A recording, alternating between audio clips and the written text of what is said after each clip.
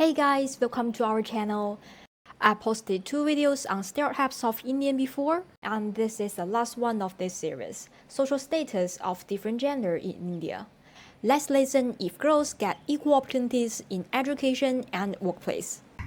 From my comments, I realized some people are worrying like, is that safe to date an Indian, or do I get enough respect from this Indian guy? So I also want to ask, is India still in a patriarchal society? And do you feel like women are in a disadvantage of education and working opportunities?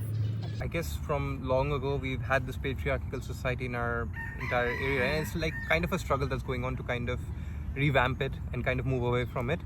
It doesn't happen in one day, so it's been going on for a while, and there are several great strides that's been happening. So in terms of education, there's nothing like that. Now we believe that everyone needs to be educated to a certain extent, unless you're from a rural city where the oldest traditions are still followed. That's a different thing. I'm not really counting them, but you talk about any other cities normally, education is it's like a birthright at this point, right? Everyone gets that.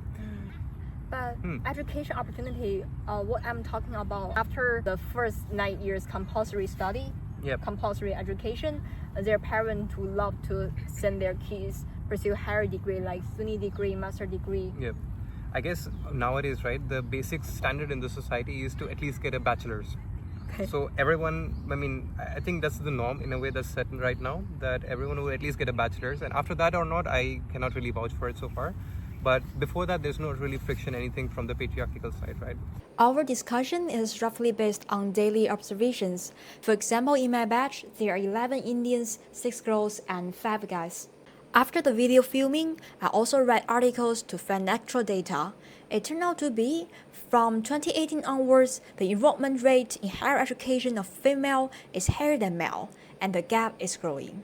Of course, the topic is huge and this single indicator is not enough, but at least it shows more girls are well educated. When you talk about the jobs, I guess it's up to the people themselves, but India is also having the 007 kind of a work culture, which ends up being very toxic, and you have to kind of do everything for the client. Doesn't matter how many hours you have to put in. And in this kind of an environment, it's very easier to push guys because people are more comfortable with that, I guess, than push girls to work overtime till like late night or midnight and beyond that, which kind of ends up tilting it to the boys' favor or the guys' favor. So that's maybe one reason why I feel like there might be some differences in terms of the job opportunities. Like, I'm just talking about the data engineering or like the hardcore client side things.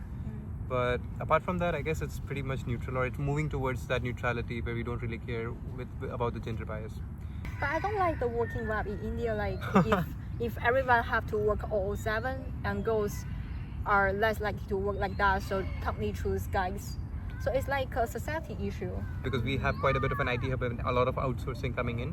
For those kind of things where client is everything and you have to kind of push to the sky to kind of just get things done. At least for data engineering, I found that was a thing. So how about families? Are guys still the breadwinner of the family and girls choose to be housewives? Is that still common in India? I wouldn't say so. So before my own generation, from my parents' side, I've seen this kind of a thing happen.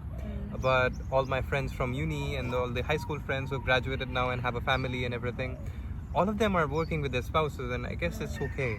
I guess the bottom line is that education is kind of liberation. So once they know what they can do, you're not really restricted to go through the housewife route, right? So the only people I know who are being a housewife now are because they want to be of their own volition. It's not like they're forced to be. Again, I'm just saying it's not like a generalization. Not everyone is applied to this thing, but mostly speaking, yes. Those are the 3 biggest stereotypes I want to address. And to be honest, I'm quite surprised because I thought you were gonna say like Indians are not like this, or Indian culture, Indian people, Indian food are completely not like what you have in your stereotype. But I'm surprised like you say that it happens someplace, somewhere, sometime, but not apply for everyone, every place. If I were to say, I guess any sort of a stereotype is based on some sort of truth, but it's kind of mutilated into an exaggerated form to make it not exactly how it is. So some truth is what I try to identify and then tell you it's not really the entire picture. Yes. And one more thing, I guess in our studies this last year, right, we learned something called CQ, which is like cultural quotient, remember? Which basically says that you should not be judgmental before you see someone, and be open to the idea that everyone has different rules and different settings. It's just about understanding the other people and seeing how you can coexist with the differences still in the place, right?